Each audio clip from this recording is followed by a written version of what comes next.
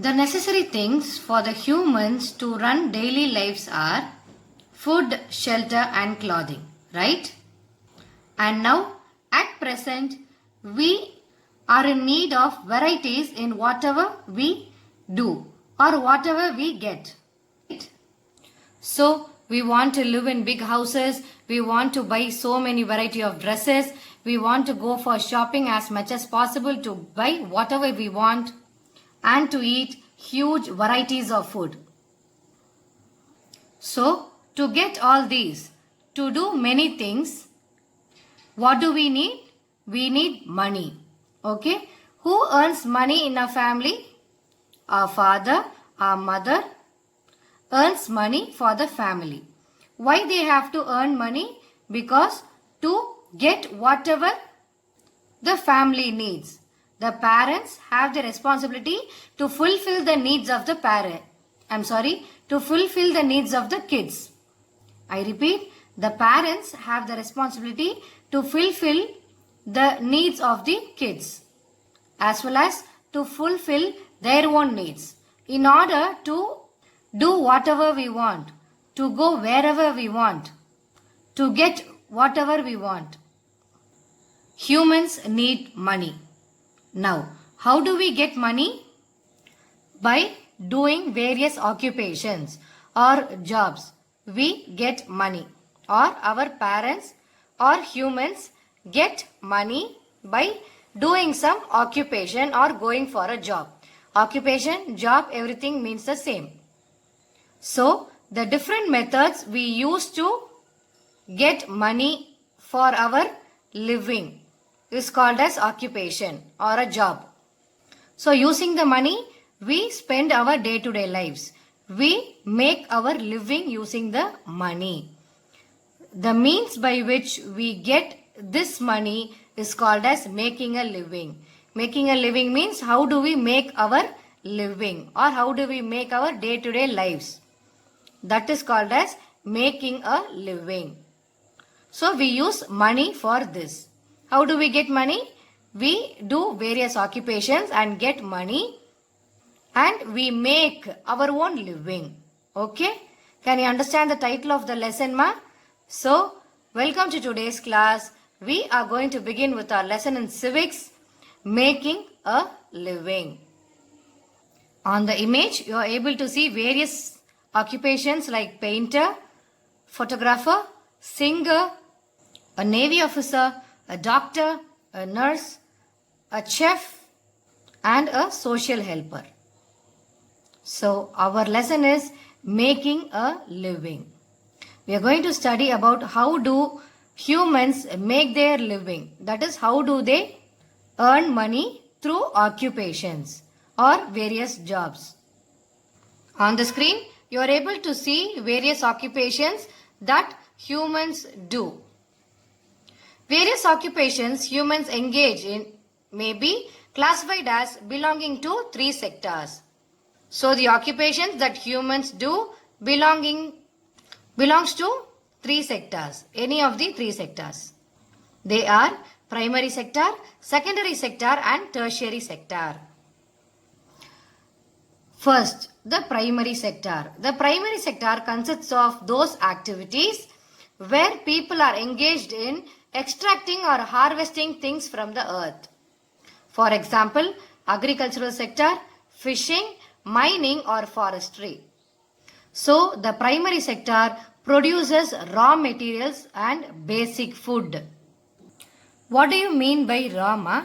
Raw means something which is not cooked or something which is not processed. Raw materials can be anything that is of original form. Okay? I'll tell you an example. Okay? See, what is the raw material for a Lay's chips? It is the potato. Okay? What is the raw material for a paneer or cheese or tofu? It is the milk. So, raw materials means something which is not cooked or processed. It is the original form of anything. Okay? Primary sector involves in production of the raw materials. Without the help of primary sector, we cannot survive. If there is no agricultural activities, then how do we get crops like wheat, rice, vegetables, fruits, corn, sugarcane, etc. So we won't be able to get these crops without the agriculture, right? So agriculture is one of the primary sector. Then without fishing, will we be able to get varieties of fish? Without forestry, will we be able to get medicinal herbs or rubber or paper? No, right? So primary sector involves in the activities of production of raw materials. The secondary sector. The secondary sector consists of activities which convert the raw material to manufactured goods. For example, you would have seen cotton sarees or cotton chudidars or cotton towels or cotton dhotis, right? So what is the raw material for that particular cotton textile or cotton dress? The cotton plant, correct? So the raw material is cotton plant that is converted into a cotton textile. Okay, it can be any cloth from the cotton. So the cotton plant raw material is being processed by the secondary sector. Okay, so what is the main work of the secondary sector? They will process with the raw materials that will convert the raw materials into manufactured goods. For example, consider in the case of Amul butter, Amul cheese, etc. So what is the raw material here? Milk is the raw material. So what will the Amul company do? Amul company will get the raw material milk in its original form. Okay, Amul company is a secondary sector.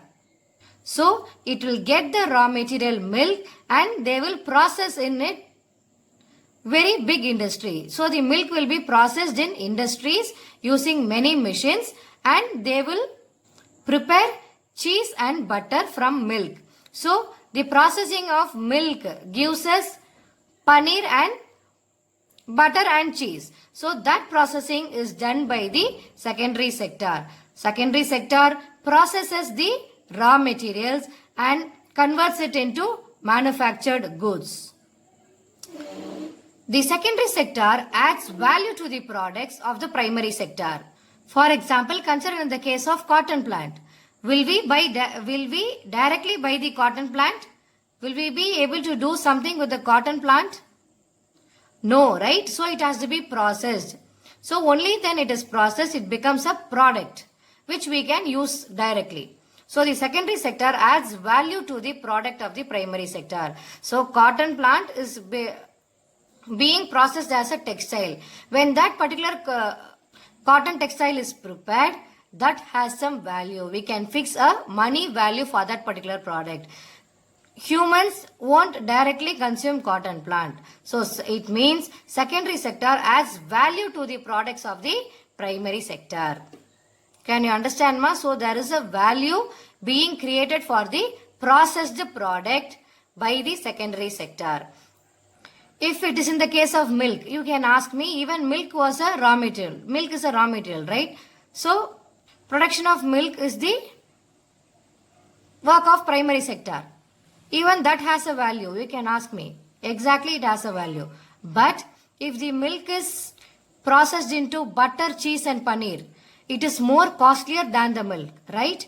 Butter, cheese, paneer, tofu, whatever it is bit more costlier than the milk. Am I right? So all these manufactured products are slightly costlier than the raw material.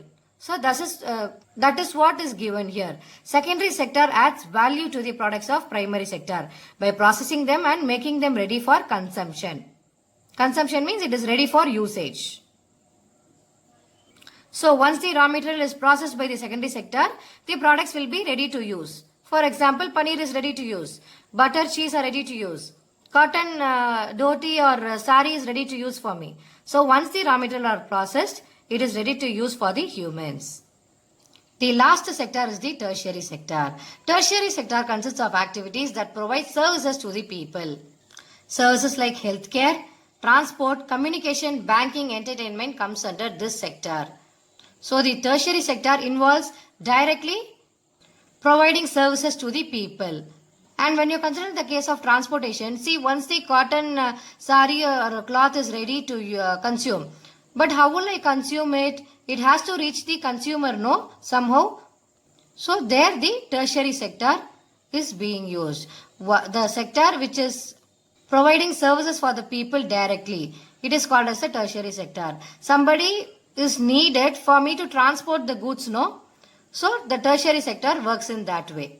As well as the other services like healthcare, communication, banking, entertainment, etc. And all these primary sector, secondary sector and tertiary sector are interdependent on each other. That is, one cannot survive with another. See, if there is no raw materials produced, then where will we go for food? Correct? If there is no industries to process the raw materials, then how will we get things? For example, if you consider in the case of handbags, handbags are made of leather. That is, the raw material for handbag is animal skin. Without the industries processing the animal skin, will we be able to directly use the animal skin as handbag? No, right? And without the primary sector, will the secondary sector be able to work? No, because the secondary sector needs raw materials to work. And the tertiary sector is dependent on the primary and secondary sector. Only if they produce goods, the tertiary sector will be able to give it to the people or deliver it to the people. So, I come to say that all the sectors are interdependent on each other. For example, consider in the case of chicken biryani. Now, I am going to clearly tell you the primary, secondary and tertiary sector with the help of chicken biryani. So, what is the primary sector? They will be manufacturing or arranging the raw materials. So, what are the raw materials for a chicken biryani? We need rice, we need chicken, we need the spices, and we need vegetables if necessary, oil, etc. So, these are the raw materials for a chicken biryani, right? So, all these are available from where? Either we get from agriculture or from forest, correct? So, that is the primary sector. Then what is the secondary sector's work here? They will get the raw materials and they will process the raw materials into a biryani. So, the raw materials are cooked or processed together to bring out a tasteful, delicious, garma garam chicken biryani. Okay? Fine. Then what is the role of a tertiary sector here? Now your chicken biryani is ready. All the raw materials were processed and your chicken biryani is ready. So the tertiary sector brings and delivers to you in your house. Okay? The processed goods is transported. Okay? The delivery is referred to as tertiary sector here. I am telling with respect to this chicken biryani. Are you people clear, ma? So, primary sector produces the raw materials, secondary sector processes the raw materials, while the tertiary sector transports, communicates, and also involves in other fields like banking, entertainment, healthcare, etc. Hope you all are clear with this topic. So, by going for jobs, we earn money, and using money, we make our living. That is called as making a living. Thank you.